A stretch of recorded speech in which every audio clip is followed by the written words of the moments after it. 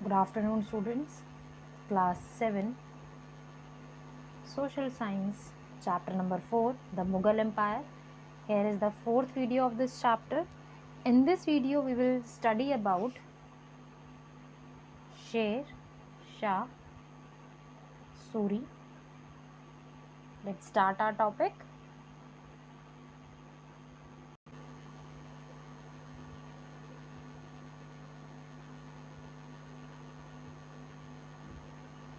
बेटा, टॉपिक को शुरू करने से पहले हमें कुछ चीज़ें रिवाइज करनी है। जैसे कि आपको याद होगा, लास्ट वीडियो में हमने देखा कि हुमायूं वर्सेस आपके शेरशाह के बीच में दो फाइट्स में या दो बैटल हुए। उसमें जो लास्ट बैटल था वो हुआ 1540 में, बैटल ऑफ कन्नौज, जिसके अंदर शेरशाह जीते और हुमायूं हार गए। और एक लंबे समय तक हुमायूं के देश से बाहर रहना पड़ा, 15 साल लगभग। और पर उस टाइम पीरियड में, उस बीच में किस किस परेशानी का सामना करना पड़ा शेरशाह को, या फिर हम लोग ये कहते हैं कि शेरशाह को कौन कौन सी चीज़ों के एडवांटेज मिले, या उन्होंने कैसा सिस्टम स्टैब्लिश किया दिल्ली में, आगरा में, या उन सभी रीजन्स में जो कि उनके अंडर रहे, तो हम उनके बारे में पढ़ते हैं अभी। Start the topic like this. Please थोड़ा ध्यान से सुनने बेटा, क्योंकि कुछ चीज़ें हमें बहुत ज़्यादा पॉजिटिव चीज़ें भी सुनने को मिलेंगी और हमें पूरा का पूरा एक एडमिनिस्ट्रेशन समझने को मिलता है यहाँ पर। शेर शाह सूरी 1540 बैटल ऑफ कन्नौज जीतने के बाद शेर शाह सूरी ने अपना रोल या अपने आप को एज अ एम्पायर या राजा की तरह सामने प्रेजेंट किया। शेर Shah was the son of a small land holder, यानी कि एक छोटे से लैंड होल्डर के बेटे रहे, ठीक है। एंड सासाराम बिहार में एक जगह है बेटा, वहाँ पर रहते थे उनके father. And his original name was Farid Khan, यानी कि शेर शाह सूरी। आप बेटा नाम में कंफ्यूज नहीं होंगे, किताब में पहले नाम शेर खान लिखा हुआ है, बचपन में उनका नाम या फिर जो असली नाम है उनका फारिद खान था। उन्होंने लोग ये मानते थे कि उन्होंने अकेले ही शेर को मारा हुआ था, शेर खान ने, इसीलिए उनको नाम शेर खान, शेर शाह, ये सारे नाम उनको मिले। And it was believe that he was given the name of Sher Khan after killing a tiger single handedly. अकेले ही उन्होंने इसको मारा, इस चीज़ की वजह से उन्होंने अपना नाम शेर शाह और शेर खान रखा, और उन्होंने सुर डायनेस्टी की शुरुआत की, जैसा कि हमने पिछले वीडियोज़ में देखा है।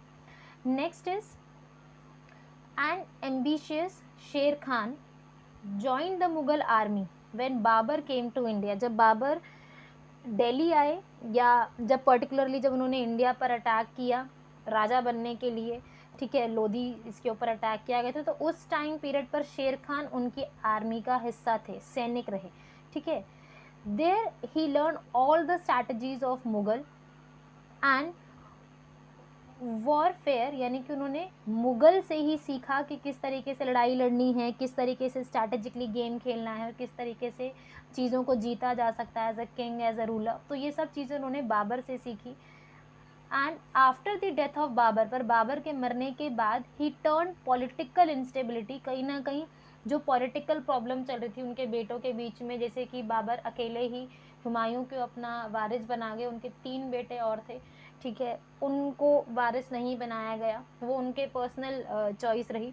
बट इस सारे पॉलिटिकल इंस्टेबिलिटी के अंदर कहीं ना कहीं फ़ायदा उठाने की कोशिश की शेर खान ने, शेर शाह ने। And to his favour and extended control over Bihar and Bengal, और बिहार और बंगाल के ऊपर अपना रीजन कंट्रोल बना के रखा हमेशा। Defeated Humayun in battle of Kannauj, याद होगा आपको, लास्ट क्लास में भी हमने पढ़ा, लास्ट वीडियो में हमने देखा है 1540 में बैटल ऑफ कन्नौज हुआ, जिसके अंदर हुमायूं को हरा दिया गया। And establish the second Afghan rule in India. बेटा यहाँ पर ध्यान से देखें, यहाँ पर सेकेंड अफगान रूल लिखा हुआ है। पहला अफगान रूल कब था? बाबर के टाइम पीरियड में, ठीक है, आपको याद होगा, वहाँ पर हमने नाम पढ़ा था आपके नुसरत शाह का। मैं लिख देती हूँ, प्लीज़ आप ध्यान से देखें, या मैं आपको एक बार पेजेस पे दिखा देती हूँ, आपको याद आ जाएगा। हमने बिगनिंग में पढ़ा है बेटा,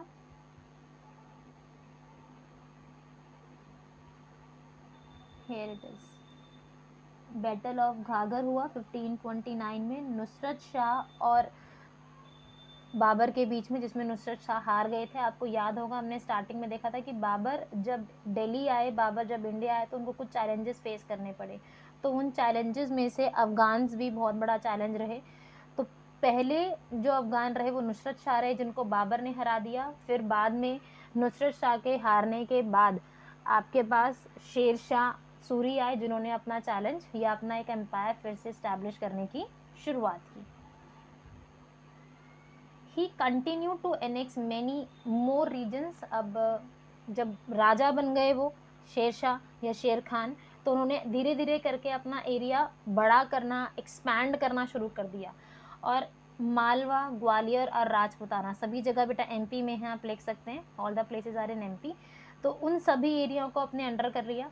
पर 1545 में उनकी डेथ हो गई, यानी कि 1540 में कन्नौज वाले बैटल के बाद से लेके 1545 तक उन्होंने रूल किया, और उसके बाद छोटे मोटे राजा बनते रहे, पर ज़्यादा लंबे समय तक वो काम नहीं कर पाए।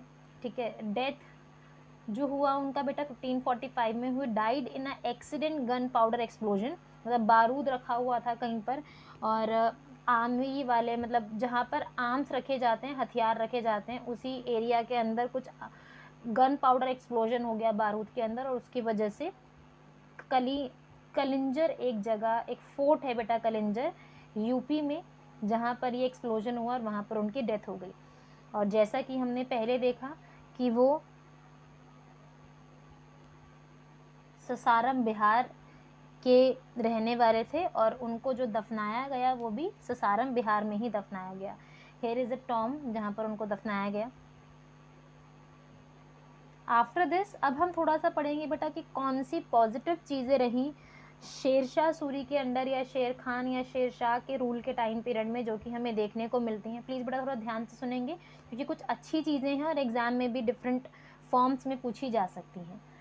With the short span of rule, क्योंकि लगभग सिर्फ 5 साल का रूल रहा, ज़्यादा लंबा भी नहीं रहा, Sher Shah not only expanded his territory but also consolidated his power. हमने बेटा कुछ कंसोलिडेट का मतलब क्या है, अपनी पावर को इकट्ठा करके स्ट्रॉन्ग बना के रखा। ठीक है, सिर्फ एरिया ऑक्यूपाई करने का उनका मेन ऑब्जेक्टिव नहीं था, एरिया को स्ट्रॉन्गली मेंटेन करना भी उनका ऑब्जेक्टिव था। However his greatest achievement came neither as a general. मतलब उनकी जो ग्रेटेस्ट अचीवमेंट, इसमें बहुत अच्छे आर्मी के लीडर रहे, बहुत अच्छे से एरिया ऑक्यूपाई कर लिया करते थे, या उनको ज़्यादा जाना जाता है उनके एडमिनिस्ट्रेशन या उनके काम करने के तरीके की वजह से। अब हम लोग बेटा वो कैसे कैसे काम करते थे उसके बारे में पढ़ेंगे। He is known to have build a network road, सड़क ए आज़म, उन्होंने नेटवर्क रोड बनाए, मतलब ट्रांसपोर्टेशन के लिए, जिसको आज के टाइम पीरियड पर बेटा आपने जीटी रोड सुना होगा, ग्रैंड ट्रंक रोड। ठीक है, इसे शेरशाह सूरी मार्ग भी कहा जाता है, जीटी रोड भी कहा जाता है। Is also introduce the new coins, उन्होंने गोल्ड, सिल्वर और कॉपर के कॉइन्स को इंट्रोड्यूस किया। गोल्ड कॉइन्स के लिए मोहर वर्ड यूज़ किया जाता था, सिल्वर कॉइन्स के लिए रुपया, और कॉपर के कॉइन्स के लिए धाम वर्ड यूज़ किया जाता था। और जो रुपया है बेटा बाद में मुग़ल एम्पायर के टाइम पीरियड पर भी एज अ करेंसी यूज़ किया जाता रहा। तो हमने यहाँ पर दो चीज़ें देखी कि उनका एक नेटवर्क सिस्टम अच्छा रहा, न्यू कॉइन्स स्टैब्लिश किए, गोल्ड के, सिल्वर के और कॉपर के। इसके बाद one of the greatest achievement of Sher Shah was his revenue system. अब किसी भी राजा की प्रजा उससे तब खुश होती है जब वो थोड़ा सा उनको टैक्स में थोड़ा सा रिलैक्सेशन दे, और राजा तब ज़्यादा प्रॉस्पर करते हैं जब लोग जो उनको अच्छा अमाउंट में टैक्स पे करते रहें, तो एक अच्छा वेल सेटलमेंट सिस्टम चलता रहता है। तो दोनों जगह से टैक्स का बहुत एक प्लान सिस्टम चलाया गया बाय शेर शाह सूरी। नेक्स्ट है बेटा he introduce a number of reforms in the tax determination and collection, यानी कि टैक्स को इकट्ठा करना, टैक्स को कलेक्ट करना, इसके लिए एक अच्छा सिस्टम इंट्रोड्यूस किया गया।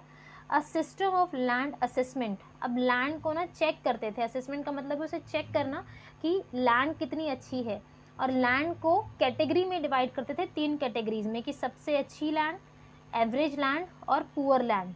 ये 3 कैटेगरीज बनाई जाती थी उनकी फर्टिलिटी के बेसिस पर, और इसके लिए ना थोड़ा फ्लेक्सिबल रहते थे कि कभी भी किसी भी एक फर्टाइल लैंड को आप एवरेज लैंड में या गुड लैंड में या फिर पुअर लैंड में आसानी से कन्वर्ट कर सकते हैं, डिपेंड्स कि वो कितनी फर्टिलिटी अपने पास बना के रखती है।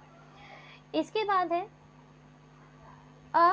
थर्ड 1/3 ऑफ दी प्रोड्यूस, यानी कि जितना भी खेती हुआ, जितना भी उगाया फार्मर ने, जितना भी सारा कल्टीवेशन हुआ, इट वाज फिक्स्ड कि आप अपने प्रोडक्शन का 1/3 जो टैक्स है या कैश में दें, चाहे आप जो उगाया है उसी का 1/3 आप राजा को दें, तो 1/3 आपको as a rate of revenue मतलब टैक्स की फॉर्म में आपको राजा को देना ही देना है।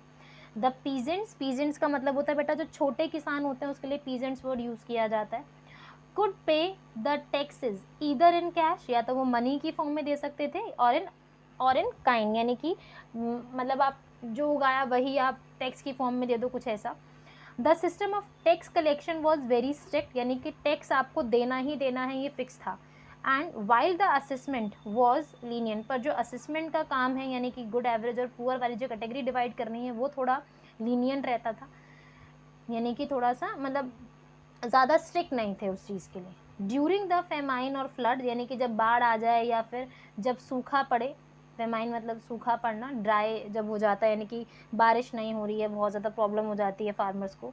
And Sher Shah exempted the peasants, उस टाइम पीरियड पर वो किसानों को माफ़ कर दिया करते थे, उनका टैक्स माफ़ कर दिया करते थे, और from paying tax and loans were extended to them, यानी कि उनकी तरफ जो उन्होंने कर्जा लिया है, लोन्स लिए हैं, टैक्स जो उनको देना होता था तो वो उस टाइम पीरियड पर उनको माफ़ कर देते थे। तो ये चीज़ें बेसिकली बेटा हमने शेरशाह के बारे में पढ़ी। और आगे आने वाले जो 5 ईयर्स है बेटा उनके बेटे वगैरह रहे, पर ज़्यादा लंबा टाइम पीरियड नहीं था, ज़्यादा सक्सेसफुल टाइम पीरियड नहीं था, तो इसलिए उसके बारे में बुक में भी नहीं गिवन है। तो हम लोग जंप करेंगे थोड़ा सा, और हम जंप करके सीधा अकबर के बारे में पढ़ेंगे। नेक्स्ट वीडियो में we will study about Akbar.